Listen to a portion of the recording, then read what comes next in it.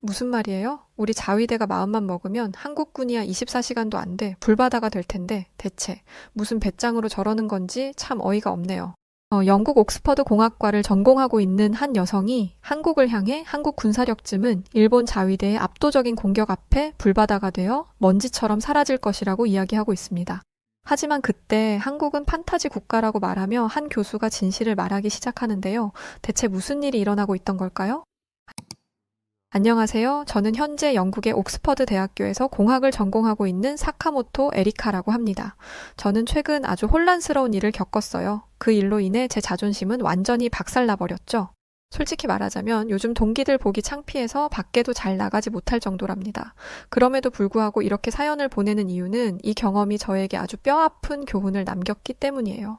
사실 이렇게 사연을 보내기까지 많이 망설였어요. 제 치부를 스스로 드러낸다는 게 결코 쉬운 일은 아니니까요. 그래도 제 잘못을 외면하고 도망치는 비겁자가 되고 싶지는 않았기에 이렇게 용기를 내서 제 이야기를 들려드리려 합니다. 저는 어렸을 때부터 일본에 대한 엄청난 자긍심을 가지고 있었어요. 비록 일본은 아시아에 속해 있지만 다른 아시아 국가들과는 현격한 차이가 나는 우월한 국가라고 생각했거든요. 다른 아시아 국가들이 농사를 짓고 활이나 쏘며 빌빌거리고 있을 때 우리 일본만은 서양과의 교류를 통해 문화와 기술을 발전시키고 서구 문명과 어깨를 나란히 했죠. 이런 점에서 저는 우리 일본인들이 명예백인이나 다름없다고 생각했어요. 솔직히 우리 일본을 다른 아시아 국가들과 함께 아시아라는 같은 카테고리에 묶는 것 자체가 저는 기분이 나빴어요. 왜냐하면 일본은 그들과 전혀 다른 길을 걸어왔으니까요. 한국이나 중국이 일본과 같은 수준에 도달하기엔 아직 갈 길이 먼 것이 사실이잖아요. 특히 한국은 과거 우리 일본의 식민지였죠. 요즘 전 세계 사람들이 한국 문화를 조금 좋아해주니까 꼴 같지 않게 콧대 높게 구는데 사실 한국을 근대 국가로 발전시켜준 건 일본이잖아요. 그러니까 지금 한국이 누리고 있는 전 세계적인 인기 역시 다 일본 덕분인 거죠. 가끔 뭣도 모르는 사람들이 이제는 한국이 일본을 넘어섰다는 말을 하고는 하는데 그런 말을 들을 때마다 저는 정말 어이가 없어서 말도 잘 안 나와요. 감히 어떻게 일본과 한국을 비교할 수 있죠? 역사적으로 보나 문화적으로 보나 일본은 한국보다 몇 단계는 높은 수준에 있는 국가인데 말이에요. 저의 이런 생각은 옥스퍼드에 와서도 달라지지 않았어요. 일본이 아시아의 독보적인 리더라는 자부심은 제 마음 깊은 곳에 굳게 자리 잡고 있었죠. 그런데 문제의 그날 제 가치관은 뿌리부터 흔들리게 되었답니다. 그날 강의의 주제는 초거대 인공지능 AI였는데 저는 당연히 일본이 이 분야에서 선두를 달리고 있을 것이라고 생각했어요.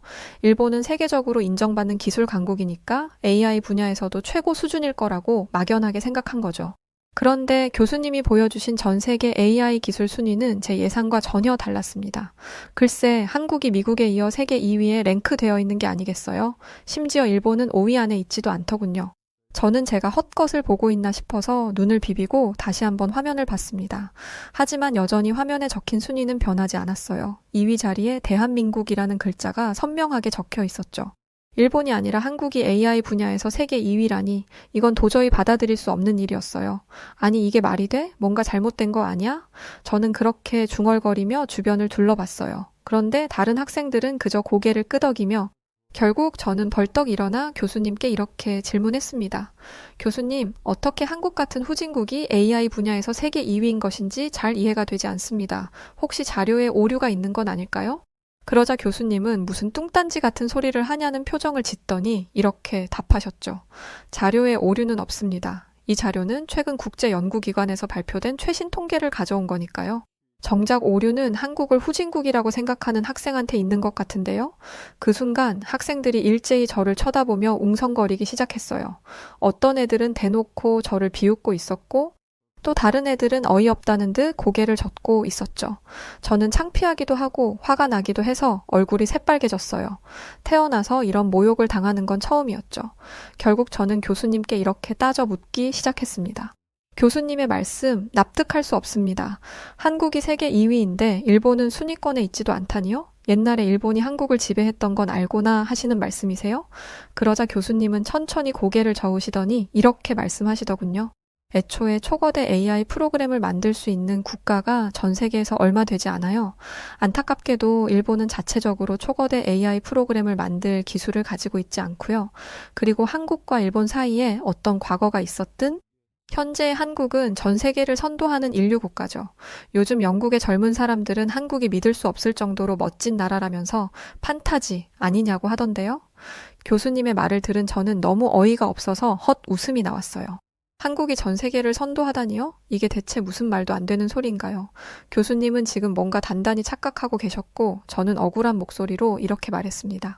과거에 일본은 전 세계 기업 순위 상위권에 14개의 기업을 랭크시킬 정도로 잘 나갔어요.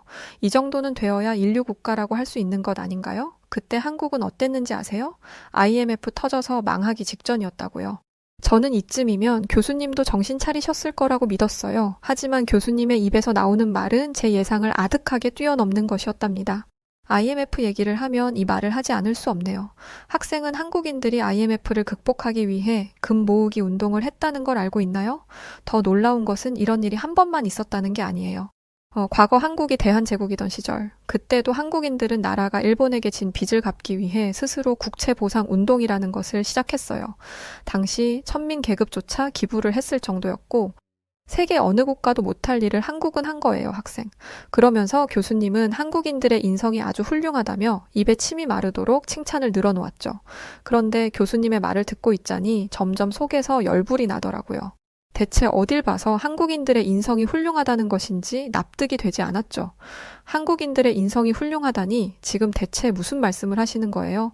한국인들은 다케시마가 자기들 영토라고 매번 거짓말만 늘어놓는 족속들이라고요. 우리 자위대가 출동하면 24시간도 안 돼서 가루가 될 것들이 겁도 없이 진짜. 제가 이렇게 말하자 강의실 아는 순간 얼어붙은 듯 고요해졌고 학생들은 놀란 표정으로 저를 쳐다보았고 공기 중에는 팽팽한 긴장감이 감돌았죠.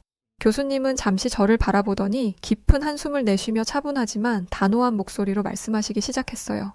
학생, 자네가 지금 말한 것들은 전혀 사실이 아니에요. 우선 독도는 한국이 시류 지배하고 있는 한국 고유의 영토입니다. 이건 국제법과 역사에 근거한 부정할 수 없는 사실이죠. 그리고 자위대가 한국군을 짓밟을 수 있다고 했는데 이건 역시 틀린 말입니다. 사실은 오히려 그 반대죠. 만약 독도 때문에 한국과 일본 사이에 전쟁이 난다면 100% 한국이 승리할 거예요.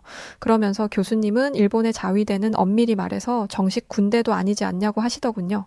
2차 세계대전에서 패망한 후 미국의 압력에 의해 만들어진 엉터리 집단, 경찰 예비대가 후에 자위대로 이름만 바뀐 것에 불과하다면서 말이죠.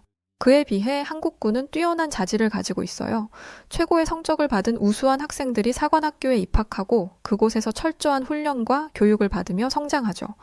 게다가 한국은 오랜 기간 북한과의 대치 상황 속에서 살아왔고 그런 환경에서 성장한 군대는 절대 만만치 않아요. 그들의 전투력은 세계적으로 인정받고 있죠. 만약 한국군이 자위대와 전면전을 벌인다면 한국군이 자위대를 손쉽게 압도할 거예요. 그 말에 저는 엄청난 모욕감을 느꼈고 이렇게 반박하기 시작했습니다. 과거에 자위대가 방패였다면 지금은 날카로운 창으로 바뀌고 있는 중이거든요. 예전에는 평화 헌법 때문에 공격력 무기를 가질 수 없었지만 요즘 일본은 그 헌법 내용을 바꿔서 강력한 군대를 만들려고 하고 있다고요. 그리고 만약 올해 11월 트럼프가 미국의 대통령이 된다면 상황은 일본에게 더 유리해지죠. 트럼프는 현재 일본에게 쌍무적 안보 동맹을 요구하고 있어요. 만약 일본이 위험에 처하면 미군이 도와주고 반대로 미국이 위험에 처하면 자위대가 도와준다는 게 그 내용인데 미국의 군사적 지원을 해주려면 어떻게 해야겠어요? 강력한 군사력을 가져야겠죠. 결국 트럼프가 대통령이 되는 순간 자위대는 한국군과도 비교도 되지 않는 강력한 군대로 탈바꿈하게 된다는 말이에요. 할 말을 마친 저는 이번에야말로 교수님이 제 입장을 이해하실 것이라 생각했어요. 하지만 교수님의 반응은 제 기대와는 정반대였죠. 자네가 말한 것들은 전부 가능성에 불과해요. 우선 일본과 미국의 쌍무적 안보 동맹에 앞서 트럼프가 일본의 방위비 증액을 요구할 텐데 안타깝게도 현재 일본의 재정 상황이 그리 여유롭지 않죠. 일본 화폐의 가치는 끝도 없이 추락하고 있고 외환 보유액 역시 역대 최저를 갱신하고 있어요. 그러면서 교수님은 충격적인 이야기를 이어가셨는데 그건 바로 일본에게는 앞으로 경제가 성장할 희망조차 없다는 것이었죠. 애초에 일본의 경제가 발전한 과정을 보면 스스로의 뛰어난 능력이나 창의적인 기술로 인해 부를 창출한 것이 아니라 냉전과 한국 전쟁으로 인해 운 좋게 급성장을 한 것이었죠. 그러니 발전에 한계가 있는 거고요. 반면에 한국은 반도체, 전자제품, AI, K 콘텐츠까지 그야말로 전 세계를 휩쓸고 있어요. 전 세계를 상대로 한국의 독창적인 기술과 문화를 수출 중인 한국은 다른 국가들과 치열하게 경쟁하며 점점 더 발전하고 성장해 나갈 거예요. 일본이 국내 시장에서 도태되는 동안 말이죠. 저는 교수님의 폭격과도 같은 말들에 정신이 다 혼미해질 지경이었어요. 하지만 교수님의 독설은 아직 끝나지 않았죠. 만약 학생의 바람대로 자위대가 강력한 군대로 거듭나는데 성공한다고 해도 여전히 자위대는 한국군의 상대가 되지 않아요. 지금부터 그 이유를 알려주죠. 우선 자위대가 보유하고 있는 무기들이 형편없기 때문입니다. 자위대는 대체로 일본이 자체 생산한 무기를 사용하는데 이 무기들은 어린애들 장난감 수준에 불과해요. 일본은 평화 헌법 때문에 타국의 무기를 수출할 수 없었고 결국 일본의 무기 회사들은 정부의 보조금이나 타먹으며 무기를 대충대충 만들었죠. 그 결과 자위대는 제대로 작동하지 않는 무기를 갖게 된 거예요. 심지어 2021년에는 일본의 최신의 초계기 P1이 첫 비행 후 착륙 중에 활주로를 벗어나는 사고도 있었어요. 교수님의 말이 계속될수록 저는 꼭 나락으로 떨어지는 기분이었어요. 제가 그토록 자부심을 가지고 있던 일본이 이런 형편없는 평가를 받다니 마음이 찢어질 것만 같았죠. 찔끔 나오는 눈물을 애써 삼키고 있는데 교수님은 멈추실 생각이 없어 보였고 괜시리 한국을 두고 한마디 던졌다가 교육 오프닝에서 완벽하게 타켓이 되어 혼쭐이 나야만 했었습니다. 반면에 학생, 잘 들어요. 한국군은 최첨단 무기를 보유하고 있지요. 대표적으로 탄도미사일 현무 시리즈가 있어요. 세계 최고 수준을 자랑하는 이 미사일은 일본 전역을 사정권에 넣을 수 있는 괴물 같은 무기죠. K9 자주포 역시 대단한 능력을 가지고 있는데 기동성과 화력, 그리고 정확성 면에서 이 자주포가 세계에서 가장 우수하다고 평가받고 있어요. 마지막으로 한국은 전자기파를 방출해 적의 모든 전자장비를 무력화시키는 EMP탄도 개발했죠. 만약 실제 전투에서 한국이 이 무기를 사용한다면 자위대의 통신과 지휘 체계는 단숨에 마비될 거예요. 그런데 이 모든 한국의 무기가 세계에서 우수함으로 인정받고 있다는 거죠. 그런데 말이죠, 학생. 일본은 대체 뭐가 있는 거죠? 자위대가 한국과 전면전을 치르면 24시간 만에 불바다가 돼서 먼지가 된다는 생각은 학생이 일본을 사랑하는 마음에 그냥 나온 말이라고 믿겠어요. 교수님의 말에 저는 뭐라 대꾸할 말을 찾지 못하고 눈만 대굴대굴 굴리고 있었죠. 그때 저와 같은 일본인인 하루키가 조용히 작은 쪽지 하나를 내밀었어요. 거기에는 해군이라는 단어가 쓰여 있었죠. 그러고 보니 어디선가 자위대의 해군이 한국의 해군보다 훨씬 강력하다는 말을 들은 것 같았어요. 저는 언제 기죽어 있었냐는 듯 금방 자신감을 되찾고 이렇게 말하기 시작했죠. 다른 건 몰라도 해상 자위대가 한국의 해군은 이길걸요? 일본의 해상 자위대는 아시아에서 가장 강력한 무력을 보유하고 있다고 알고 있거든요. 수십 척의 구축함과 잠수함, 거기에 이지스함까지 갖추고 있으니까 해상에서의 전투라면 한국 해군이 자위대를 당해낼 수 없을 거예요. 저는 이번에는 정말 교수님을 이긴 것 같다는 생각이 들었어요. 하지만 교수님의 표정은 여전히 차분했죠. 이윽고 교수님의 입이 열렸고 저는 다시 한번 충격에 빠지게 되었답니다. 학생, 정말 한심하군요. 해상 자위대가 강력하다는 건 어느 정도 사실이에요. 하지만 한국 해군에게는 세종대왕함이 있어요. 세종대왕함은 단순한 전투함이 아닌 떠다니는 방공기지나 다름없어요. 이 함은 세계에서 가장 강력한 이지스 시스템과 함께 최첨단 미사일도 보유하고 있어서 적들을 추적한 다음 한꺼번에 박살낼 수 있죠. 게다가 한국은 세계 시장에서 가장 앞서가는 조선 기술을 보유하고 있어요. 그리고 이 뛰어난 기술력으로 만든 최첨단 전투함들이 바로 한국 해군의 핵심 전력이죠. 자, 이래도 해상 자위대가 한국 해군의 상대가 될 수 있을 거라고 생각하나요? 그리고 학생은 역사를 좀 배워야겠네요. 일본이 바다에서 한국을 이겼던 적이 있나요? 무지성 자신의 나라를 칭송하기보다 진실을 배우는 노력을 하세요, 학생. 그 말을 듣는 순간 저는 당혹감을 감출 수 없었어요. 그동안 아시아 최강이라고 믿어왔던 해상 자위대마저 한국 해군에게 밀린다는 생각에 제 자존심은 산산이 부서지는 것 같았습니다. 그때 교수님은 마치 쐐기를 박듯 이렇게 말씀하셨습니다. 한국은 해군도 강하지만 육군은 무시무시하게 강력해요. 만약 한국 육군이 일본 본토에 상륙한다면 일본은 정말로 지옥을 경험하게 될 거예요. 지금부터 한국 육군의 강함을 설명해 줄게요. 먼저 한국 육군은 최신 장비와 무기를 사용하고 있어요. 세계 최강의 전차인 K2 흑표 전차와 K21 보병 전투차는 뛰어난 방어력과 기동성을 자랑하며 한국 육군의 전투력을 뒷받침하고 있죠. 게다가 한국은 짧은 시간 안에 수십만 명의 병력을 소집할 수 있어요. 이건 일본이 상상조차 할 수 없는 규모의 군사력이죠.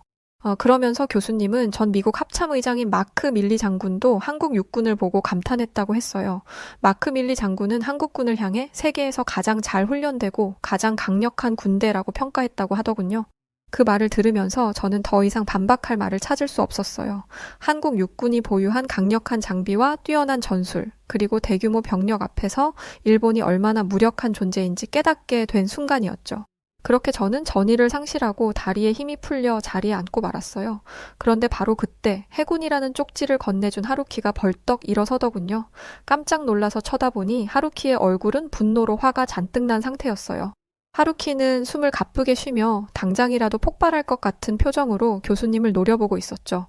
하루키도 일본인이니 저처럼 일본에 대한 자부심을 가지고 살았을 텐데 그게 산산조각나니 견딜 수 없었던 것 같아요. 강의실 안에는 다시 팽팽한 긴장감이 감돌기 시작했고 모두가 흥미롭다는 얼굴을 하고 하루키가 무슨 말을 할지 지켜보고 있었죠. 그때 하루키의 입에서 공격적인 말이 쏟아져 나오기 시작했습니다. 교수님, 한국군이 강하다는 것은 잘 알았습니다. 하지만 그렇다고 해서 다케시마를 불법 점유하고 있는 한국을 가만히 내버려 둘 수는 없는 것 아닙니까?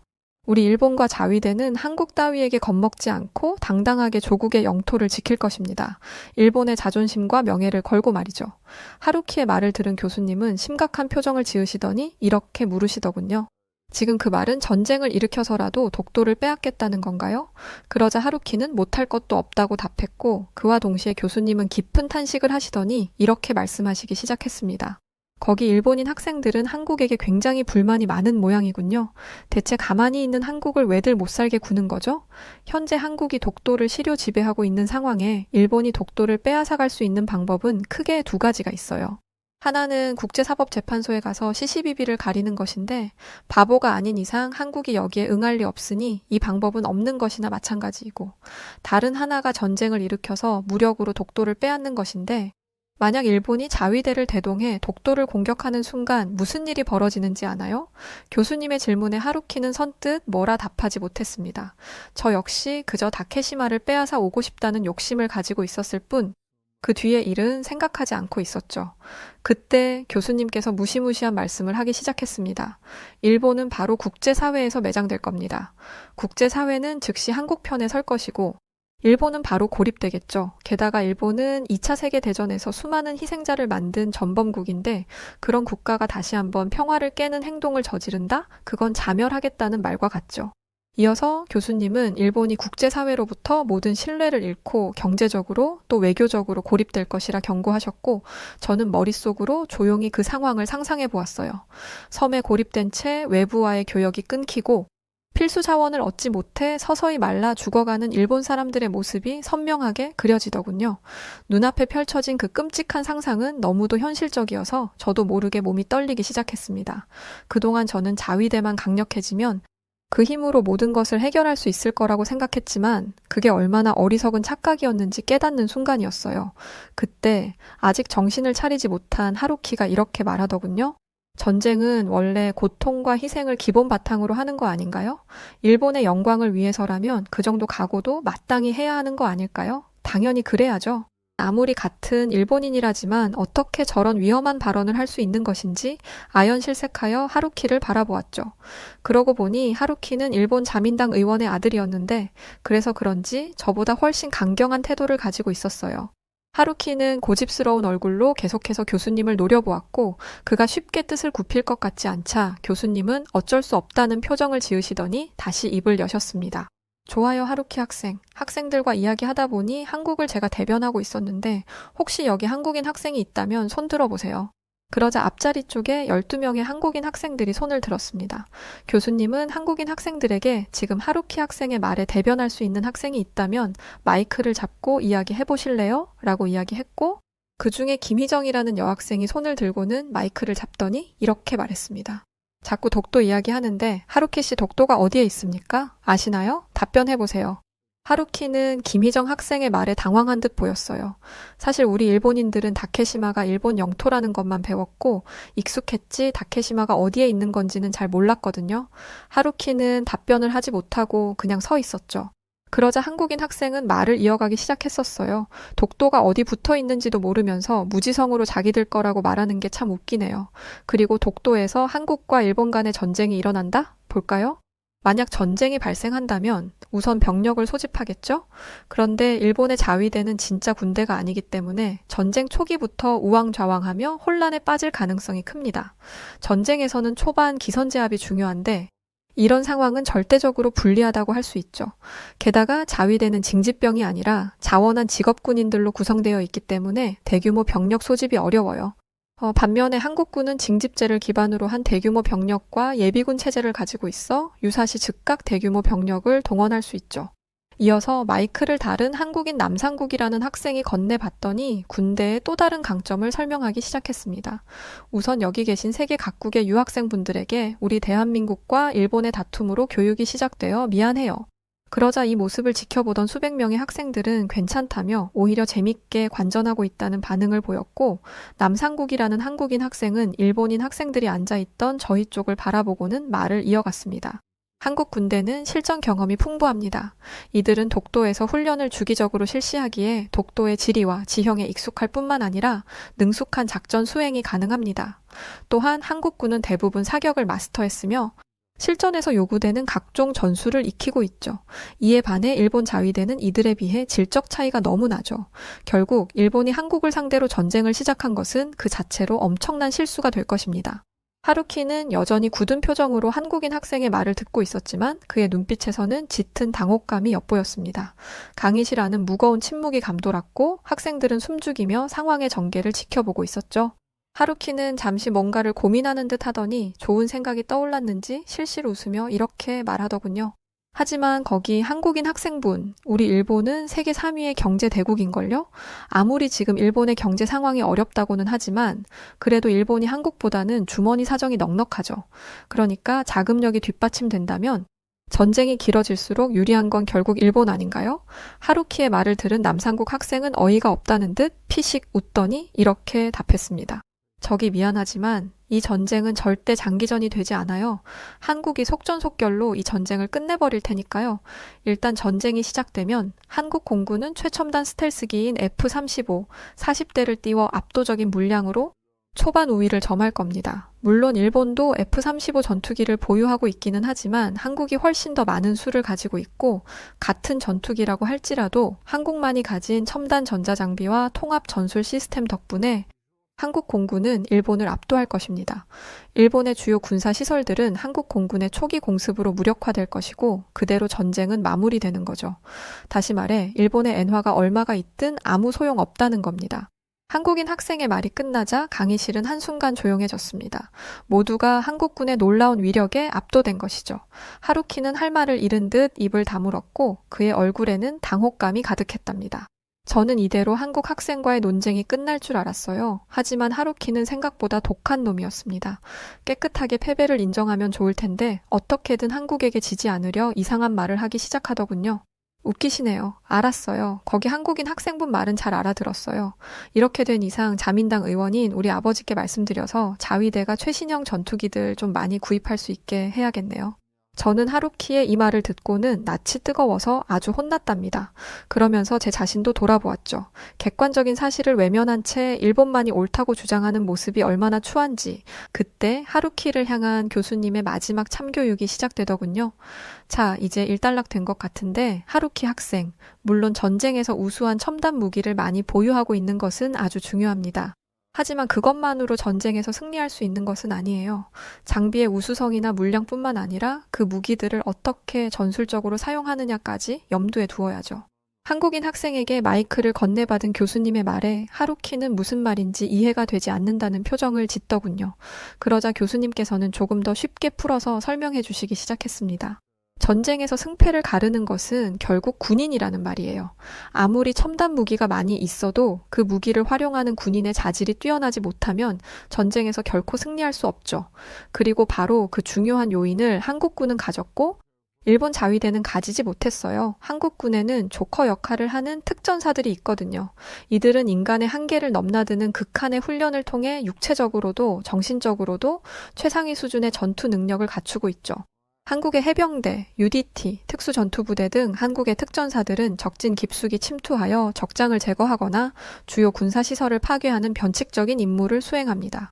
이들의 작전이 성공하느냐 실패하느냐에 따라 전쟁의 승패가 갈릴 정도로 특전사들의 역할은 대단히 중요하죠. 그런데 일본 자위대에는 특전사가 없죠. 실전에서 이건 치명적인 약점으로 작용할 겁니다. 하루키는 이번에는 교수님께 반박하지 못하고 침울한 표정이 되었어요. 그도 그럴게. 무기가 부족하면 돈 주고 사면 해결이 되지만 수년에 걸쳐 키워낸 엘리트 군인은 가지고 싶다고 가질 수 있는 것이 아니니까요.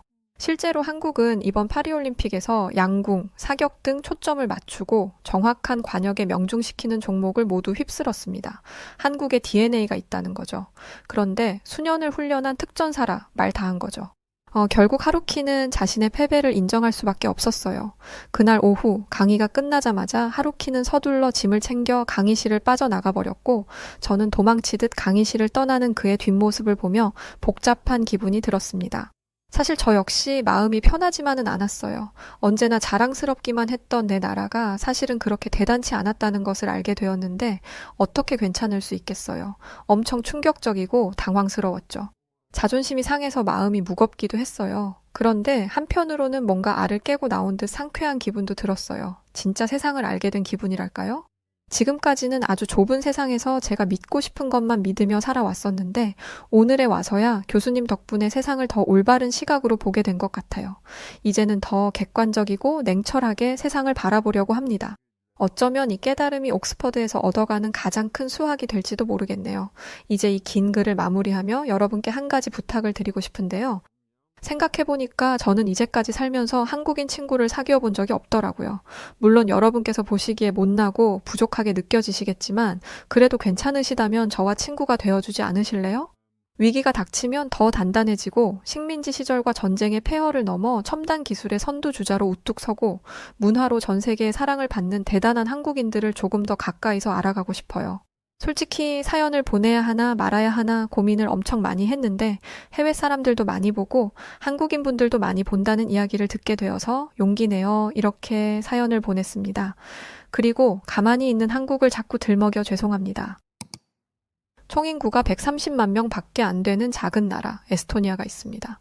에스토니아는 군사대국 러시아와 국경을 맞대고 있고 이 때문에 에스토니아의 국민들은 언제 러시아가 침공해올까 매 순간 두려움에 떨며 살아가고 있었는데요. 그런데 어느 순간 러시아가 에스토니아의 눈치를 슬슬 살피기 시작했다고 합니다. 그 이유는 바로 지상 최고의 무기라 불리는 한국의 K9이 에스토니아에 집결하면서 부터라고 하죠. 군사대국이라는 러시아마저 꼼짝 못하게 만든 K9의 엄청난 위용을 지금부터 이야기해드릴게요. 안녕하세요. 저는 에스토니아의 국경을 지키는 육군대위 알렉세이 카슬라스입니다. 제가 속해 있는 제3보병 여단 포병대대는 러시아를 바로 지척에 두고 있는 최전방 부대인데요. 최근 러시아가 우크라이나와 전쟁을 벌이며 우리 에스토니아의 영토까지 호시탐탐 노리고 있는 터라 저는 요즘 매일같이 긴장을 하며 살고 있었답니다. 고작 인구가 130만 명 밖에 안 되는 우리나라가 러시아의 위협에 대응하여 할 수 있는 일이라고는 제발 우리나라를 살려달라 하늘에 기도하는 것뿐이었어요. 그런데 그런 제 기도가 하늘에 닿은 것인지 에스토니아에 기적이 일어났답니다. 그건 바로 한국의 K9이라는 기적이었죠. K9을 등에 업은 저희는 더 이상 러시아가 두렵지 않게 되었고 하루하루를 자신감 넘치게 살아가고 있답니다. 그럼 이제 이 놀라운 첨단 무기가 우리 에스토니아의 운명을 어떻게 바꿔주었는지 하나하나 이야기해드릴게요. 사건이 일어난 것은 얼마 전 부대에서 일상적인 훈련을 하고 있을 때였어요. 그날 아침은 여느 때와 다름없이 시작되었죠. 저는 동료들과 함께 장비 점검을 하고 있었어요. 그때였습니다.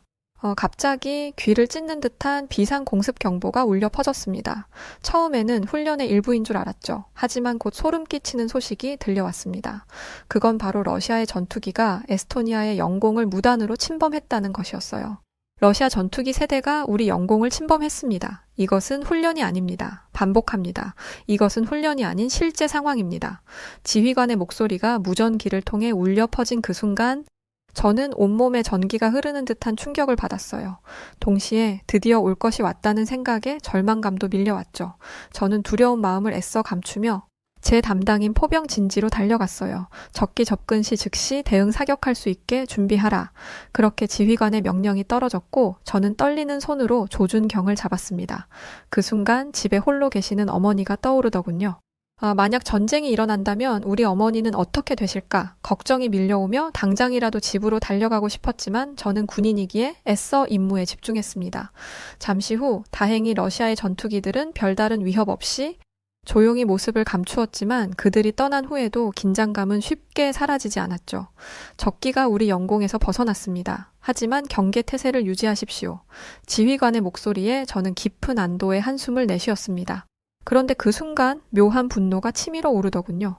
적국에 제대로 대항 한번 해보지도 못하고 그냥 조용히 돌아가주는 그들에게 고마워해야 하는 처지라니 저는 이렇게 무력한 제 자신과 우리나라가 너무 싫었죠.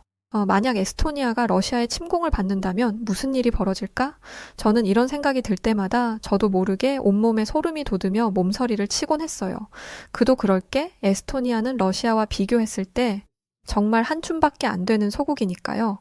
러시아가 마음만 먹는다면 얼마 되지 않는 우리 군대쯤이야 1시간 만에 먼지로 사라질 수도 있는 일이었죠. 러시아군에 짓밟혀 잿더미로 변해버린 에스토니아를 상상할 때면 엄청난 절망감이 저를 덮쳐오며 절로 식은땀이 나고는 했어요. 그날 밤 저는 잠을 이루지 못했습니다. 계속해서 러시아 전투기들이 우리 영공을 침범하는 장면이 머릿속에서 맴돌았거든요. 그리고 그 뒤에 이어질 수 있는 끔찍한 시나리오들이 제 상상 속에서 펼쳐졌죠. 러시아 탱크들이 우리 국경을 넘어오는 모습, 폭격으로 무너져 내리는 건물들, 그리고 그 속에서 절망에 빠진 우리 국민들의 모습까지. 생각할수록 절망적인 상황이었지만 대체 어떻게 하면 러시아의 위협에서 벗어날 수 있는 것인지 아무리 생각해도 답이 나오지 않았죠. 그러던 어느 날 에스토니아군의 생각지도 못한 변화가 일어나기 시작했어요. 얼마 전 우리 군의 새로운 국방 전략이 발표되었는데 기존의 방어 위주 전략을 폐기하고 앞으로는 러시아의 위협에 맞서 선제 공격을 하자는 것이 주요 내용이었죠. 처음에 이 이야기를 들었을 때 저는 우리 지휘관님이 미쳤나 했어요. 거대한 군사 강국 러시아의 선제 공격이라니 이건 그냥 다 같이 죽자는 거나 마찬가지잖아요. 멍청한 날벌레가 죽는 줄도 모르고 불 속에 뛰어드는 것도 아니고 정신이 나가지 않고서야 어떻게 이런 전략을 짤 수 있을까? 정말 어처구니가 없었죠? 하지만 지휘관님은 진심이시더군요. 지휘관님은 언제까지 러시아에 끌려다닐 수는 없는 노릇이라며 이제는 우리도 과감하게 행동할 때라고 강력하게 주장하셨어요. 그러면서 러시아의 망치가 에스토니아의 머리를 내려칠 때까지 가만히 앉아 있을 수 없다고 하셨죠. 지휘관님의 얼굴은 확신으로 가득 차 있었고 그런 지휘관님을 보며 몇몇 동료들은 용기가 생겼는지 환호성을 지르기도 했어요. 그렇지만 꿈과 현실은 다른 것이잖아요.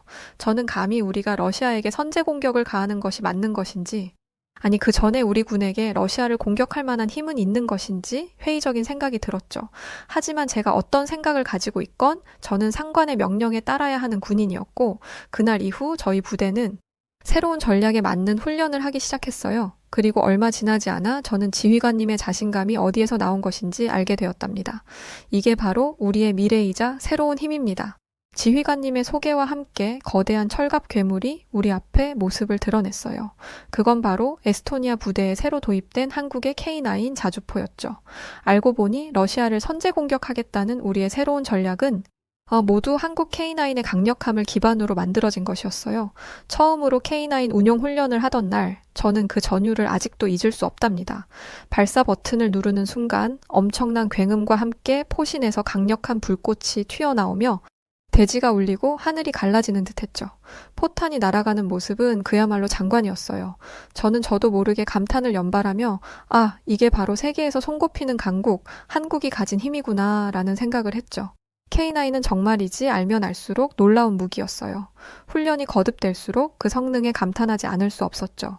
어느 날 훈련에서 10km나 떨어진 목표물을 향해 사격을 했는데 믿기지 않겠지만 저는 한 방에 정확히 목표물을 명중했어요. 솔직히 말해서 저는 그렇게 뛰어난 명사수는 아니거든요. 이건 전부 K9이 가진 힘이었죠. 그런데 한국의 K9의 위력은 여기서 끝이 아니었어요.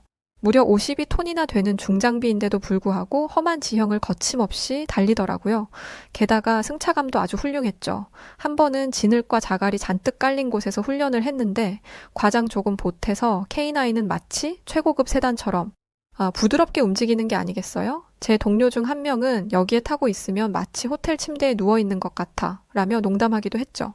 그렇게 K9의 운용 훈련이 거듭될수록 저와 동료들은 러시아와의 전투에서 승리한다는 것이 더 이상 불가능한 꿈이 아님을 느꼈어요. K9은 포 조준부터 발사까지 모든 과정이 자동화되어 있어서 우리의 반응 속도를 크게 높여주었죠. 이거 꼭 최신식 게임기로 전쟁하는 것 같아. 동료들은 이렇게 감탄하며 입을 다물지 못했죠. 또 K9은 장갑도 아주 튼튼해서 에스토니아 병사들의 생존율을 크게 높일 수 있을 것 같았어요. 한 번은 모의 전투 중에 적의 포화에 노출된 적이 있었는데 K9 안에 있으니 마치 철옹성 안에 있는 것처럼 안전하다는 느낌이 들더라고요. 우리에게 K9만 있다면 그 어떤 상황도 두렵지 않았어요. 실제로 얼마 전에 K9을 이용해 대규모 실전 훈련을 실시했는데 이 훈련의 목표는 가상의 러시아군 기지를 완전히 초토화하는 것이었죠. K9의 포신이 하늘을 향해 솟구치고 거대한 폭발음과 함께 불기둥이 치솟아 오르는데 그 순간 정말 설명할 수 없는 희열이 느껴지더군요. 단 30분 만에 가상의 러시아군 기지는 완전히 초토화되었죠. 훈련이 끝난 후 모두의 얼굴에는 자신감이 흘러넘쳤어요. 이제 우리는 러시아의 위협이 더 이상 두렵지 않았죠. 지금부터는 러시아가 우리를 두려워해야 할 시간이었어요. 그리고 알고 보니까 러시아 놈들 생각보다 그렇게 강하지 않은 것 같더라고요. 먼저 러시아군은 장비 문제가 심각했어요. 전선에서 러시아 탱크들은 하루가 멀다 하고 고장이 났고 심지어 연료가 떨어져 도로에 쓰레기처럼 버려져 있는 경우가 많다고 하더라고요. 한국의 K9은 지금까지 단 한 번도 고장 난 적이 없는데 말이죠. 질적인 차이가 너무 심하게 나니까 이건 실전에서 싸움이나 될까 싶더라고요. 게다가 러시아군은 통신체계도 형편없었어요. 개념이 없는 건지 아니면 장비가 없는 것인지 러시아 병사들은 보안도 되지 않는 일반 휴대전화로 통신을 하다가 적군에게 발각되는 일이 비일비재했다고 하더군요. K9에 탑재된 최첨단 통신 장비를 사용하는 우리로서는 러시아군의 후진성이 정말 황당하기도 하고 한심하기도 했어요. 그런데 정말 심각한 문제는 따로 있더군요. 그건 바로 러시아군의 보급 체계였죠. 글쎄, 러시아 병사들은 식량이 없어서 백가죽이 등에 붙은 채로 전투에 나선다는 거예요. 심지어 총알도 부족해서 제대로 된 전투를 못하는 경우도 있었다고 하더군요. 그에 비해 우리 에스토니아군은 러시아군에 비해 머릿수는 적어도 항상 충분한 보급을 받는데 말이죠. 상황이 이렇게 되자 우리 군은 점점 더 자신감을 얻어갔어요. 세계 2위의 군사 대국이라더니 러시아 놈들 실상은 별것도 아니었다는 생각이 들었죠. 자신감을 얻은 우리 군은 K9을 이용한 훈련에 박차를 가하기 시작했어요. K9의 압도적인 기동성을 이용해 빠른 전술을 구사한다면 러시아군을 초토화시키는 것도 가능할 것 같았죠. 한국의 K9으로 빠르게 이동하면서 정확한 포격을 가하면 러시아군은 속수무책으로 무너질 거야. 걔들은 군뱅이처럼 느려서 제대로 대응도 못할걸? 우리 병사들은 모였다 하면 이런 이야기를 나누었고 어느새 우리도 할 수 있다는 자신감이 부대 전체에 퍼져나갔죠. 심지어 어떤 병사들은 러시아 놈들 우리나라에 쳐들어오기만 해봐라. 초전박사를 내줄 테니 라고 각오를 다지기도 했답니다. 한 번은 야간 기동 훈련을 했는데 K9의 성능이 정말 빛을 발했어요. 칠흑 같은 어둠 속에서도 K9은 정확하게 목표물을 타격했죠. 저와 동료들은 러시아군은 죽었다 깨어나도 이런 무기 만져보지도 못할 텐데 불쌍해서 어쩌냐 라고 말하며 다시 한번 자신감을 불태웠어요. 그리고 이런 변화는 단순히 군대 내부에만 머물지 않았죠. 에스토니아 국민들도 우리 군에 대한 신뢰와 자부심을 갖기 시작했어요. 길거리에서 군복을 입은 우리를 보면 얼른 저 러시아 놈들을 박살내줘요 라고 응원의 말을 건네는 사람들도 있었답니다. 어느 날 저는 휴가를 나갔다가 어떤 할머니를 만났는데 그 할머니는 제게 과자를 하나 건네시며 이렇게 말씀하셨죠. 우리 군인들이 요즘 부쩍 강해진 것 같아서 덕분에 안심하고 살 수 있어. 고마워요. 그 순간 가슴속에서 뜨거운 무언가가 올라오는 걸 느꼈어요. 우리가 지키고 있는 게 단순히 국경선이 아니라 바로 이런 분들의 평화로운 일상이라는 걸 새삼 깨달았죠. 물론 러시아는 여전히 강대국인 게 맞아요. 하지만 더 이상 예전처럼 압도적으로 두려운 존재는 아니었죠. 이제 에스토니아에도 충분한 승산이 있다는 것을 잘 알게 되었으니까요. 그러면서 한편으로는 이런 생각도 들었습니다. 우리 에스토니아가 러시아와 국경을 접해 안보의 불안을 해소하고자 지상군 화력 세계 최고의 포라고 불리는 한국의 K9을 고작 36대 확보한 것만으로도 이 정도의 국방력이 강화되었는데 과연 이런 무시무시한 세계 최강의 K9을 독자 개발해내고 있는 한국이라는 나라의 국방력은 얼마나 대단할까 그런 생각을 하니까 정말 소름이 다 돋더라고요. 얼마 전에는 나토 연합 군사훈련에 참가하게 되었는데 그건 제 인생에서 가장 흥분되는 경험이었죠. 에스토니아 부대는 우리의 자랑, K9 자주포를 가지고 참가했어요. 미국, 영국, 독일과 같은 세계적인 군사 대국들이 모두 참여하는 훈련이기에 긴장될 법도 했지만 저는 오히려 기대와 흥분이 되었어요.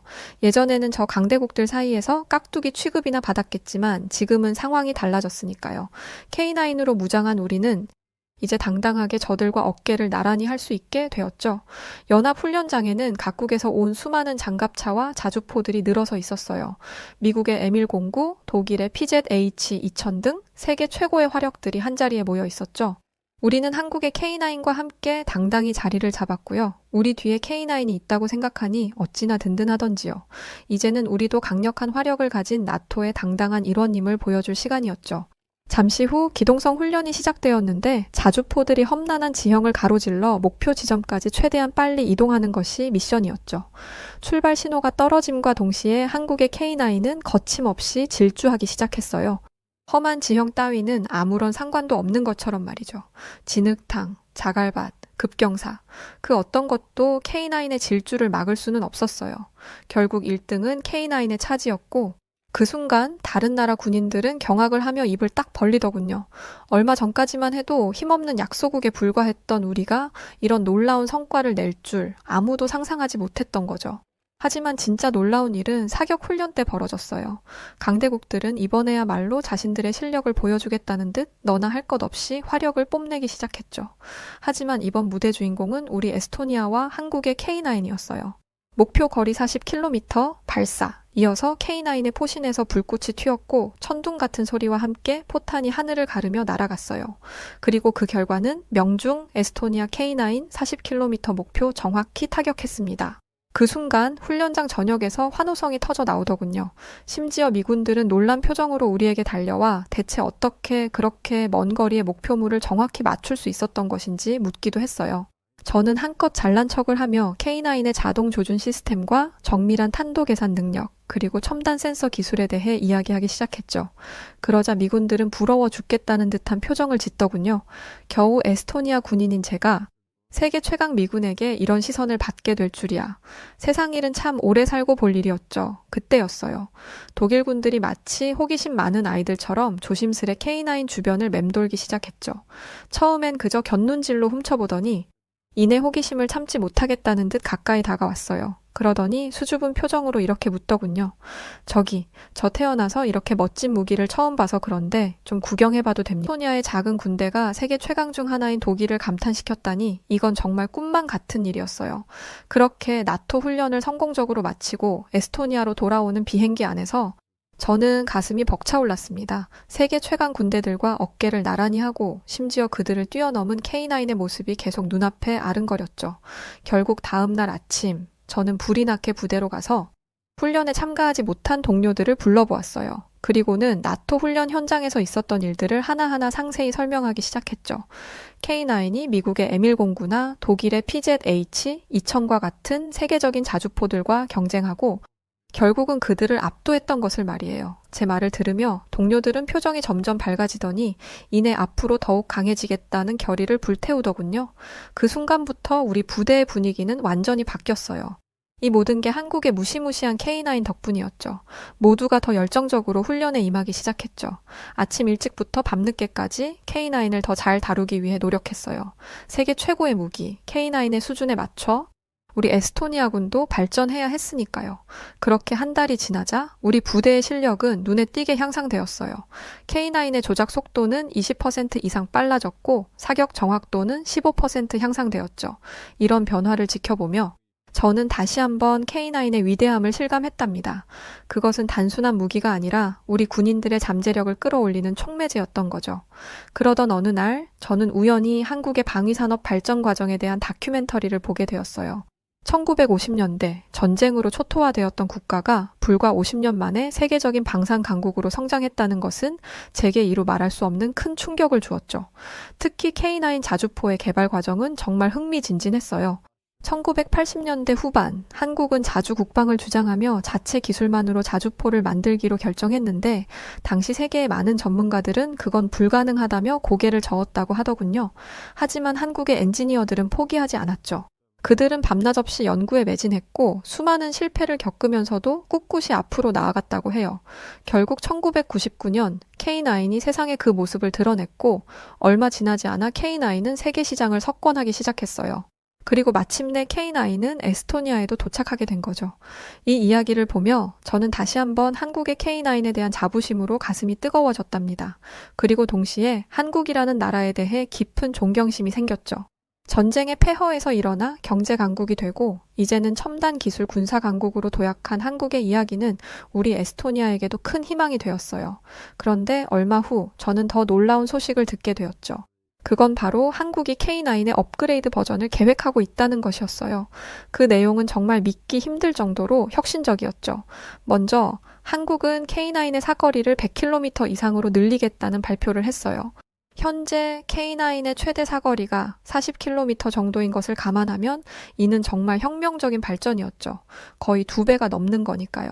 그렇게만 된다면 K9은 적의 포병 사거리를 훨씬 벗어난 곳에서도 공격할 수 있게 돼요. 다음으로 완전 무인화 시스템 도입 계획이 있었는데 이는 전장에서의 인명 손실을 최소화할 수 있는 획기적인 기술이었죠.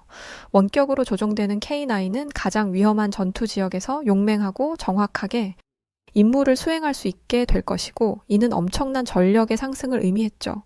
마지막으로 인공지능을 이용한 표적 탐지와 조준 능력 향상 계획이 있었는데 이 기술이 실현되면 K9은 인간의 개입 없이도 정확한 표적 식별과 공격이 가능해질 것이었어요. 날씨나 지형 조건에도 아무런 상관없이 언제나 최고의 정확도로 임무를 수행할 수 있게 되는 거죠. 이 모든 계획을 들으며 저는 마치 SF 영화를 보는 듯한 느낌이 들었답니다. 하지만 동시에 이것이 곧 현실이 될 거라는 확신이 들었죠. 왜냐하면 저는 그동안 한국이 보여준 기술력과 혁신 능력을 직접 체험했기 때문이었죠. 앞으로도 한국은 전장을 지배할 무기들을 쉴 새 없이 만들어낼 것이고 언젠가 그 무기가 우리 에스토니아군의 손에 들어올 수도 있다는 생각을 하니 저절로 가슴이 벅차올랐답니다.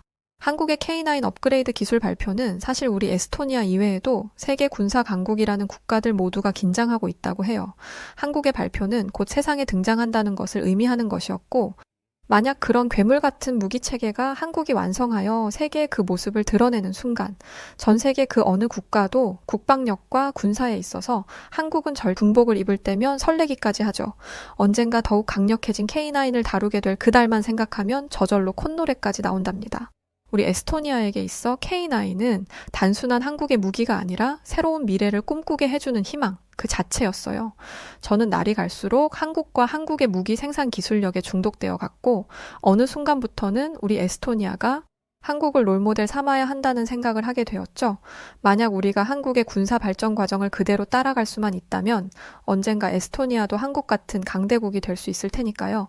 저는 에스토니아군의 장교로서 제가 무엇을 할 수 있을지 생각해 보았어요. 놀랍게도 한국은 4차 산업혁명 시대를 맞아 방위산업에 AI, 로봇, 빅데이터 등 첨단 기술을 융합시키고 있더군요.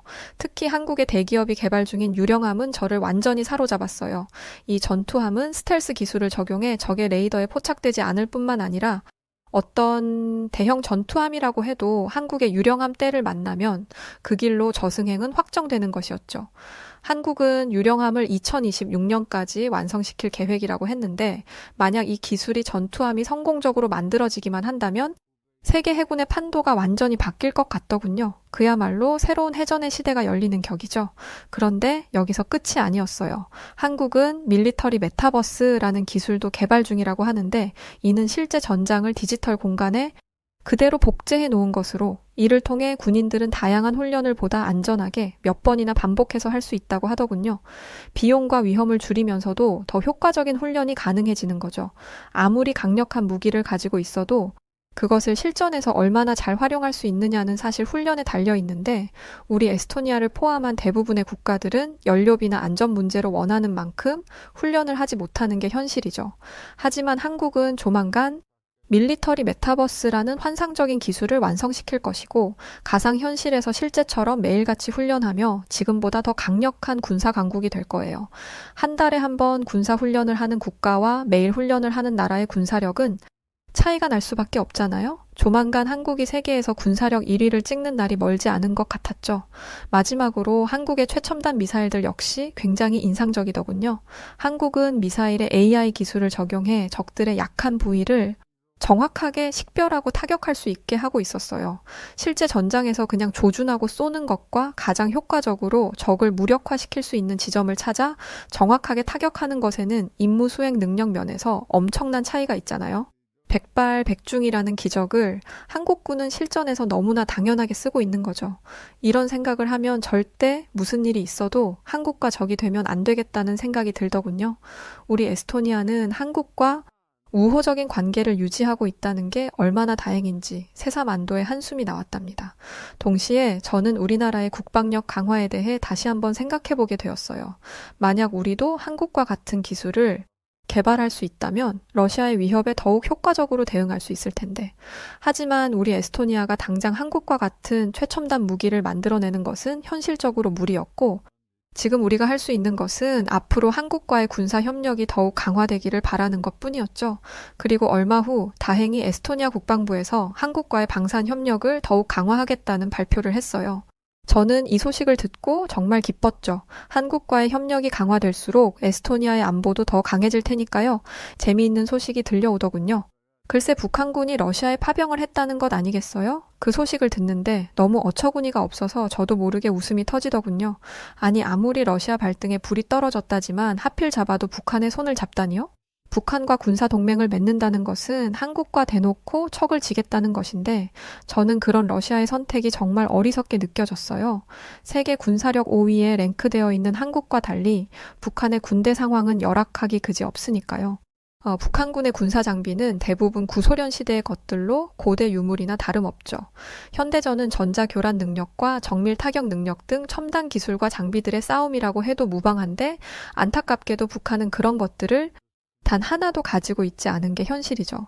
게다가 북한은 세계에서 가장 가난한 나라이기 때문에 병사들은 죄다 영양실조 상태에 있다고 해요.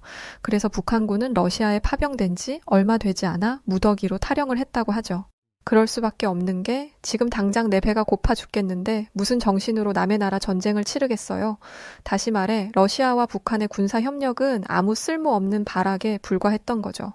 하지만 북한에는 핵이라는 무기가 있었고 유엔은 이런 북한의 파병을 두고 파병을 철회하라며 압박하고 있어요. 이유는 북한이 개입되면 미국이 개입되고 미국이 개입되면 동맹국인 한국과 일본까지도 개입될 수 있게 되니까요. 러시아의 북한의 개입으로 인해 전 세계적인 사건으로 발발할 수도 있기 때문에 유엔은 이를 정면으로 질타하며 대응하고 있어요. 아무튼 저는 우리 에스토니아가 현명하게 한국의 손을 잡고 괴물 같은 K9과 같은 첨단 장비를 운용하며 날이 갈수록 강대해지고 있죠. 한국과의 군사 협력은 우리의 군사 체계를 완전히 바꾸어 놓았고 세계 최고 수준인 한국군의 훈련 시스템과 전략을 도입하면서 우리는 실질적인 전투 능력을 크게 향상시킬 수 있었어요. 우리를 한 줌 먼지로 취급하며 무시하던 러시아도 요즘은 함부로 우리의 영토를 침범하지 못하고 있어요. 세계 2위 군사 대국임을 자랑하며 거드름을 피울 때는 언제고 이제는 우리 눈치만 슬슬 보는 꼴이 어찌나 우습던지요. 이 모든 것은 한국의 도움 덕분이고 에스토니아 장교로서 한국에 깊은 감사를 전하고 싶어요. 저는 앞으로도 한국을 존중하며 함께 발맞춰 나아갈 것을 약속드립니다. 현재 우리 에스토니아의 목표는 한국처럼 작지만 강한 나라가 되는 것이에요. 언제나 한국을 본받아 끊임없이 발전하고 한국과의 군사 협력을 소중하게 여기도록 하겠습니다. 한국에서 K9을 도입했고 도입한 K9으로 인해 우리 에스토니아에 어떤 일들이 있었는지 존경하는 한국인 분들에게 전하고 싶었어요. 너무 멋진 K9을 우리의 품에 선물해 주셔서 고맙습니다. 네, 오늘 사연 여기까지입니다. 한국의 K9 진짜 괴물이죠. 세계 유럽 나라에서도 K9을 서로 도입하고 싶어 안달이라는 말도 들은 것 같은데 정말 대단하고 자랑스럽습니다. 자, 그럼 오늘 사연 어떻게 들으셨나요? 사연이 좋으셨다면 구독과 좋아요 부탁드리고 그럼 지금까지 저는 여우튜브 송은지였습니다. 영상 끝까지 시청해주셔서 고맙습니다. 그리고 감사드리고 늘 사랑합니다. 당신만의 여우